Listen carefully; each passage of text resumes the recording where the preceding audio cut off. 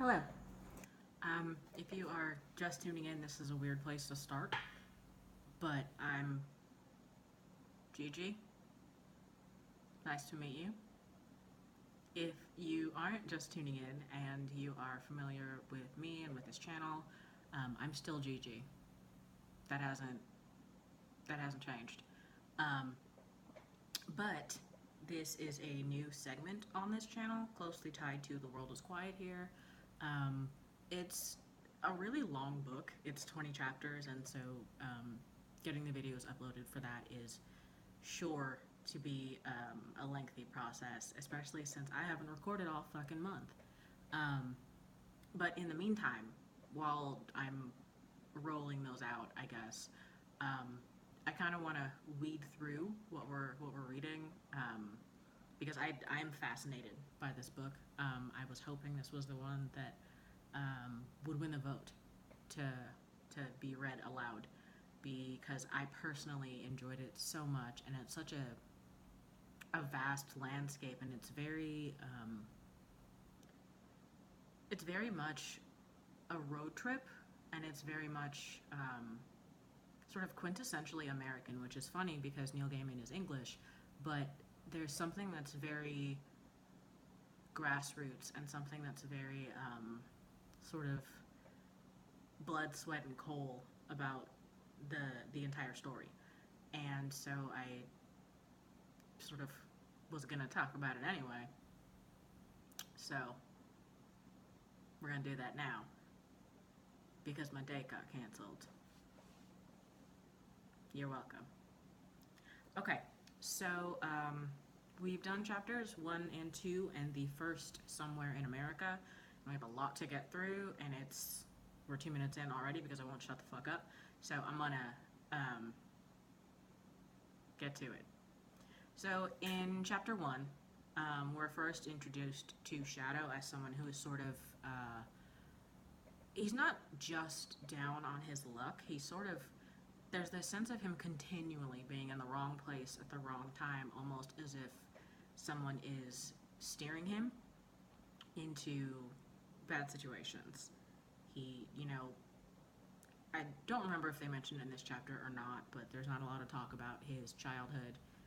We sort of hear about Shadow first as an adult meeting Laura. And going with that, he seems to be a man of really simple pleasures. Not any vices. He doesn't smoke when he's in prison. He doesn't drink. It doesn't seem like all he wants to do is love Laura and do his coin tricks, both of which he does for the entirety of his sentence. There's a quietness about him, an imposed solitude, as if Laura genuinely is all that he needs, but also the silence that he sort of makes himself known for to just about everyone except for low-key. Him being silent or quiet allows people to think that he's stupid, and I think he's aware of that. I think that he is a deep thinker and almost a romantic thinker, especially when it comes to Laura, but he knows when to keep his mouth shut. I'm looking at my notes, that's why I keep looking down. He knows when to keep his mouth shut, but he will speak up when need sees fit to be, as we see when he meets Mr. Wednesday and following that Matt Sweeney and the fight that ensues with Matt Sweeney.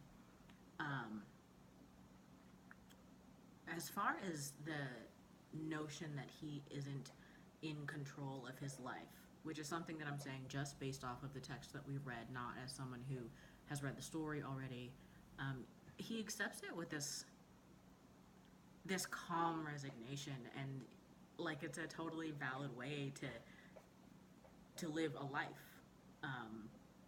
Like this is just what people do, is sort of get blown along by the winds of fate and land wherever they land, which is, he's sort of a quintessential Gaiman hero in that he's just shy of bumbling and clumsy, but he really steps up to the plate when he's given the means to be great. He's not silent because he's afraid or because he's stupid, but because he's waiting. He doesn't know what he's waiting for, but he's waiting. So it's when writing a story, one of the devices that is most often thrown out, one of the easiest ways to make the story progress is to take your hero and rip his heart out, which we see with the death of Laura. And what a fucking opening, by the way. We're like 5-6 pages in, and boom, his wife's dead. Boom, you're getting out of prison early. Good news, bad news, get fucked. It's sort of it really is a bad bitch move to just ruin Shadow emotionally from the jump and then force him to go through this sort of catabasis, this Greek epic played out on American soil after the worst thing that could possibly happen. The only thing that he wants is taken from him. It skews the story in a really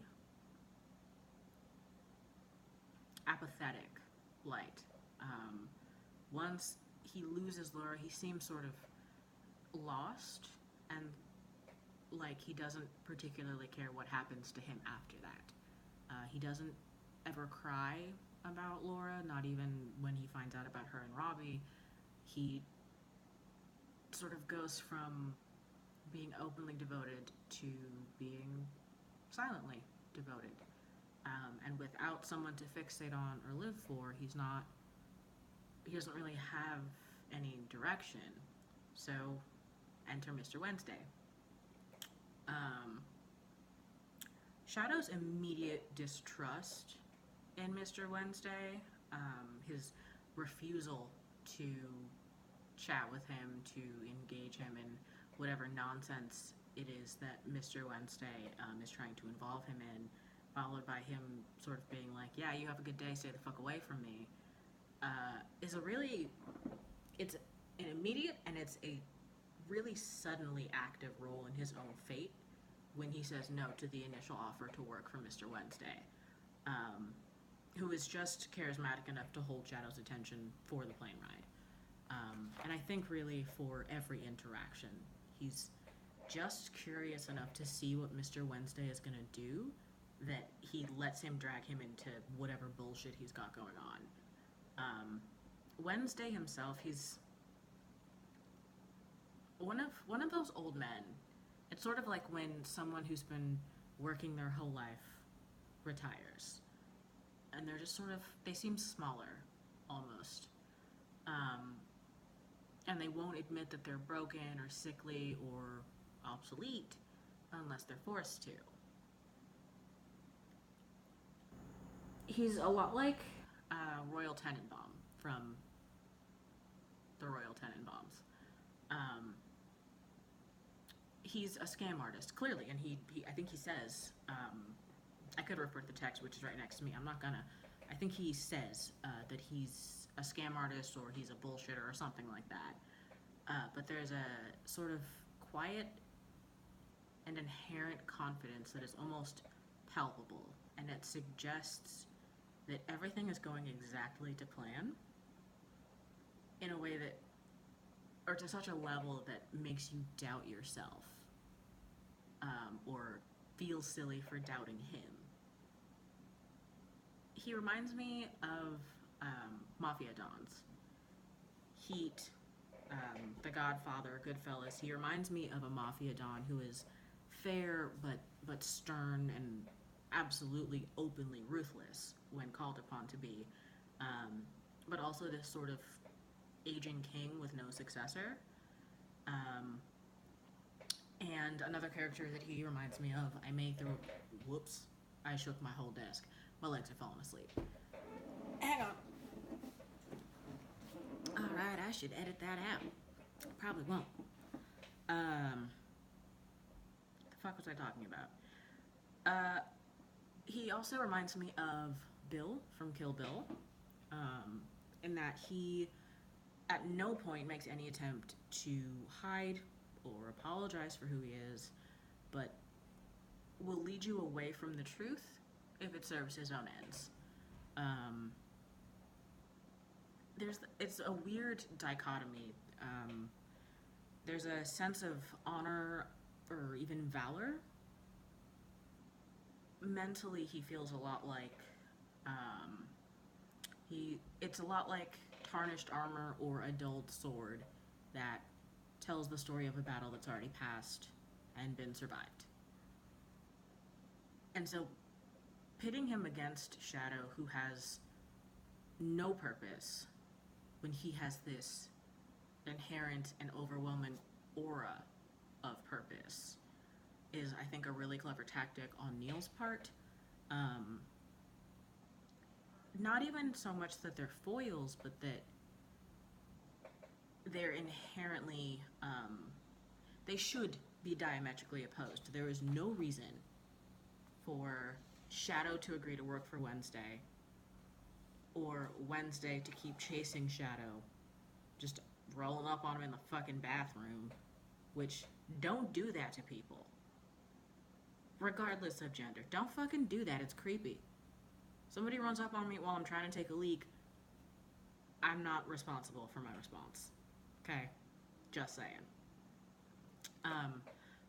But there's no reason for these two characters to interact with each other beyond the plane, beyond Crocodile Jack's, or whatever the fuck the bar's name is, except that Shadow has nothing better to do. And Wednesday needs somebody who's not Matt Sweeney to help him out. I do want to talk about Matt Sweeney because he is probably my favorite character, at least that we've met so far. But we will come back to him. For now, let's remember him as the shithead who challenged Shadow to a brawl and egged him on continuously and refused to let it go.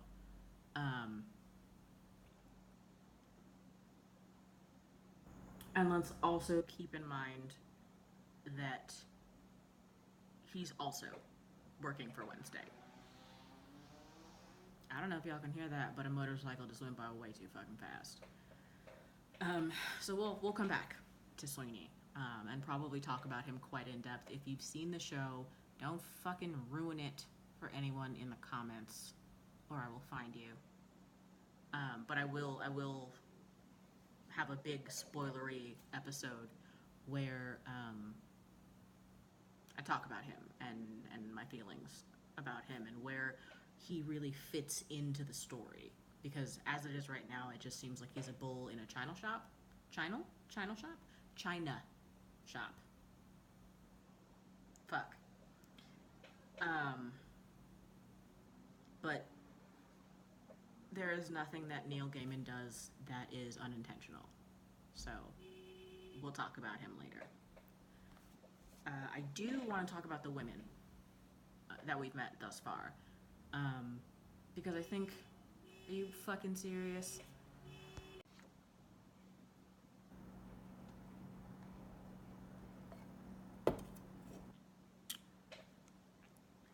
I do want to talk about the women of the story because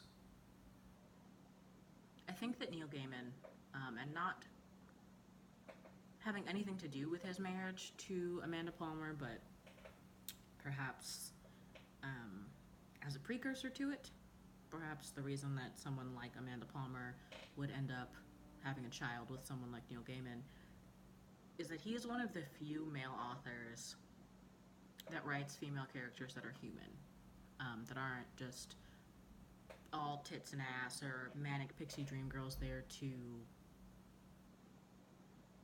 advance the hero's story, who have no story of their own, who have no depth of their own. And I've always really loved that about him. So Laura, who we will also be talking about much more as the story goes on, It's kind of... Okay, so Shadow clearly views her as a manic pixie dream girl. Shadow clearly believes her incapable of doing wrong or being anything less than incredible.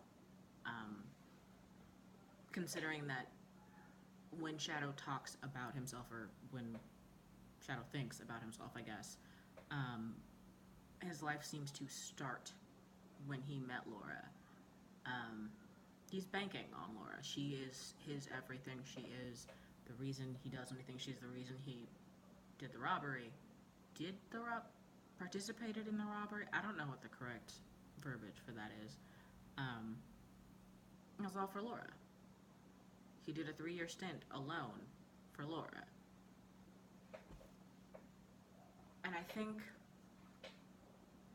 speaking from my own personal experience, being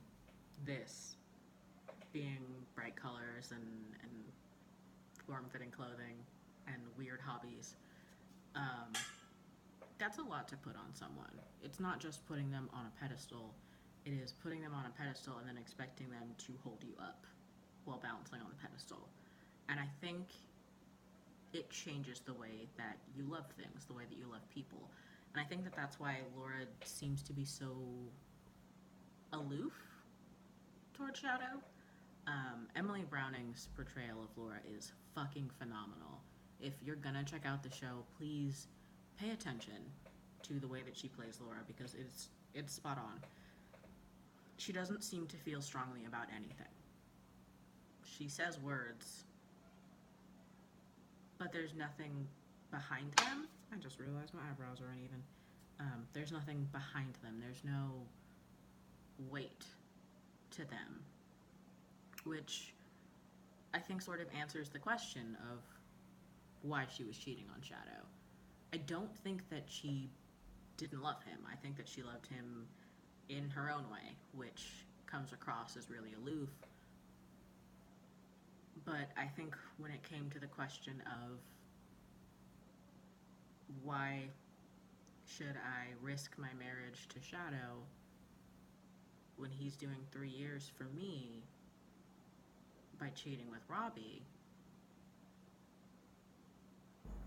the answer was why not.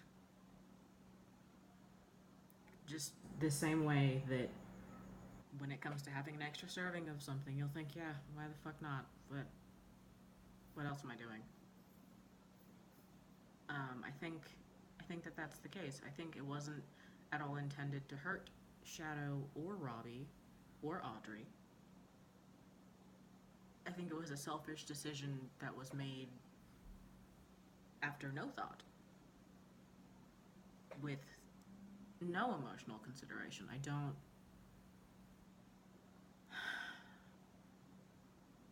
I think Laura is a beautifully complex character and very much... I think we're meant to dislike Laura, especially because of the way that she dies, which is giving her own head, which, nice. But I don't. I empathize with her. There's a very Sylvia Plath and Sexton, Virginia Woolf air about her, in that she is just so different from the people around her that it was almost inevitable that she would cheat. I think she got bored. She didn't have Shadow around to dote on her and be impressed by every single thing that she did. And she got bored, and she had some time to kill, and Robbie was around. And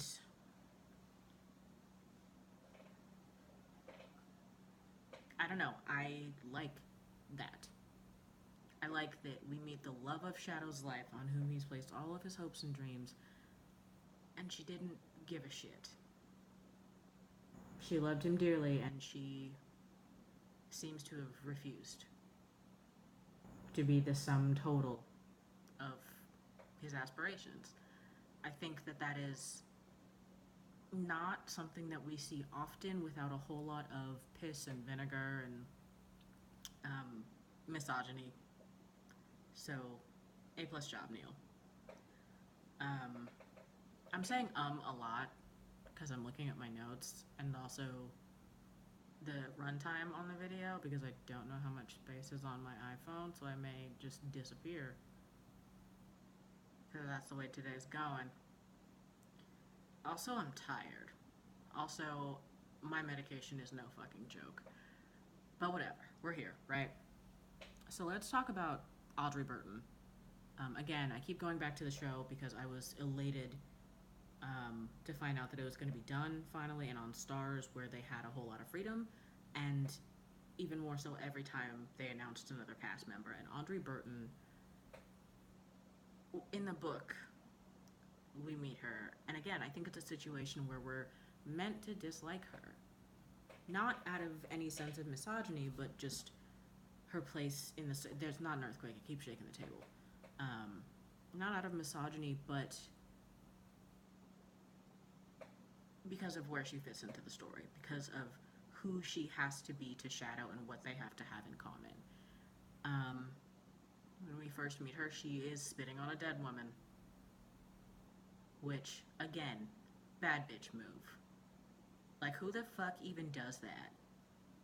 Audrey Burton, that's who. And she's fucking just out of this fucking world on what I assume are barbiturates. Just fucked the fuck up on some Xanax and almost doesn't recognize. Shadow doesn't really seem to have either foot on this plane of existence by the time he gets her to turn and face him and recognize him as a human being. And I think that the relationship that she and Shadow have, however briefly, is another really interesting foil. The way that they are dealing with this situation and the fact that they are the only two people in the world who could understand how the other feels. Hold on.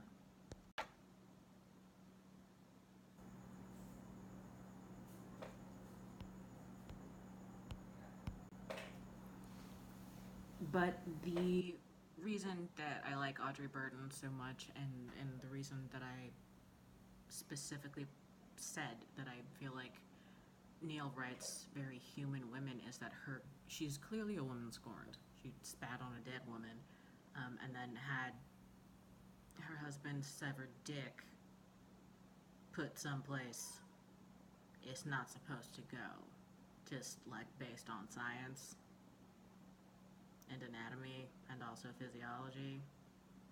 So she's clearly not feeling too hot. And she goes through these fits where she is full of rage, especially in the graveyard with Shadow. When she propositions him and he's like, nope, I just put my wife in the ground. I'm gonna have to go ahead and pass on that. Thanks though.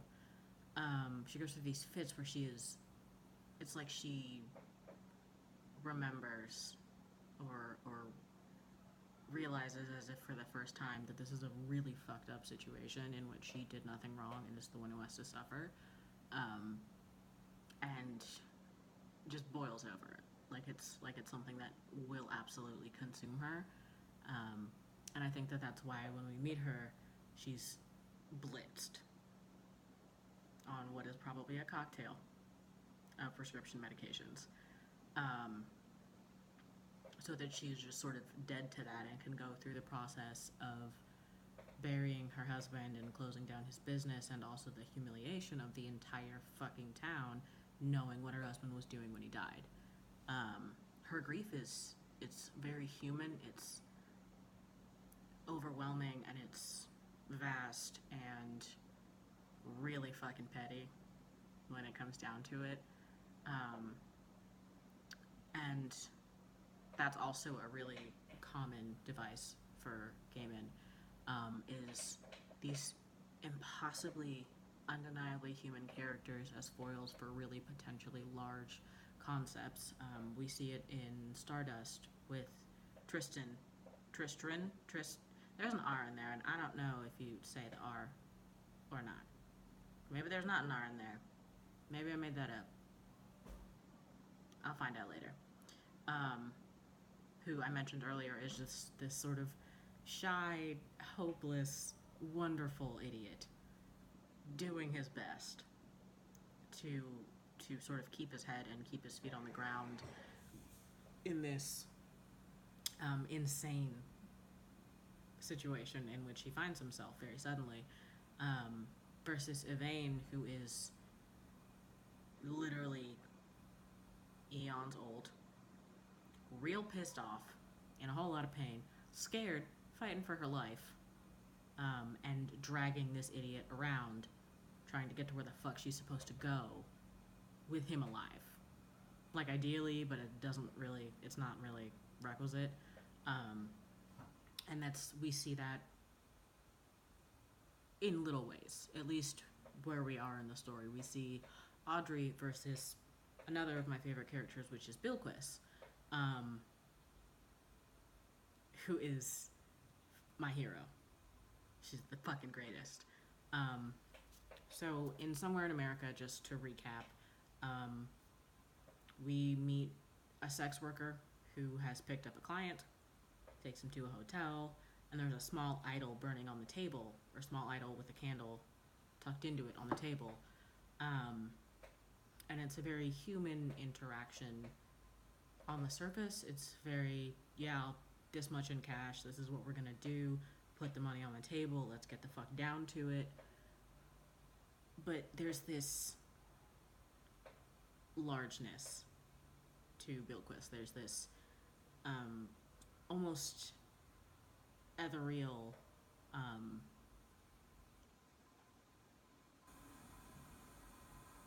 oomph to her. There is something extra to her, and you can feel it in just the way that she addresses him, and the sense that, again, everything is going exactly as she planned, which is fucking true.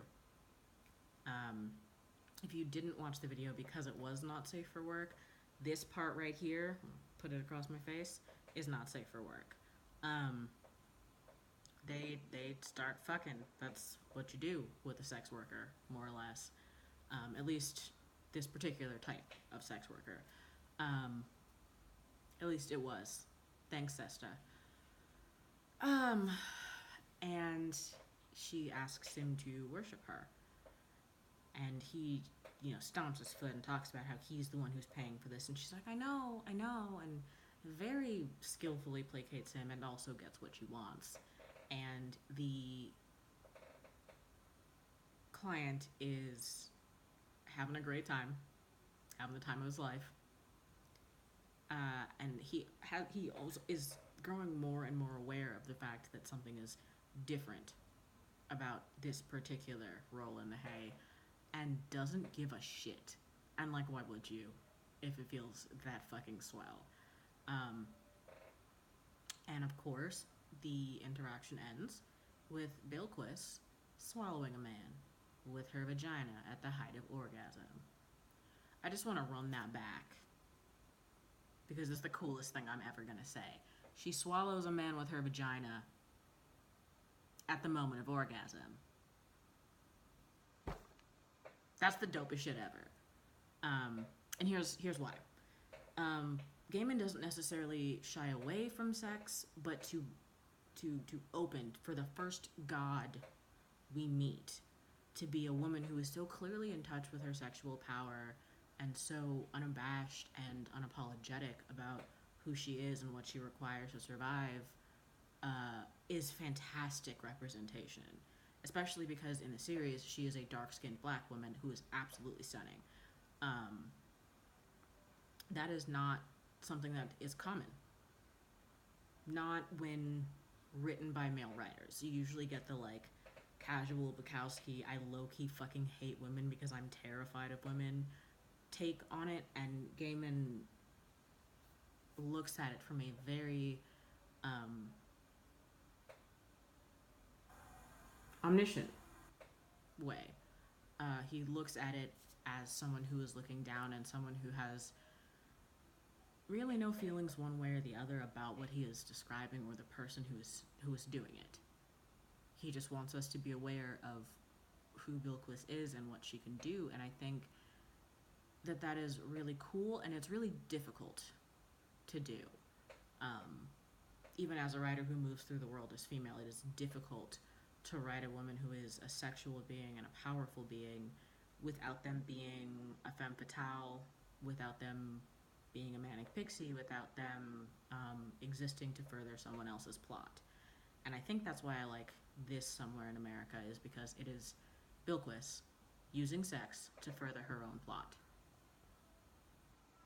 Gotta love it. I think I'm winding down here. I should have done a quick recap at the beginning of the video of what we've read, but like I didn't, so I'm gonna do it now. And then maybe I'm gonna put it at the beginning. That's what I'm gonna do. This won't be relevant to you. I'm gonna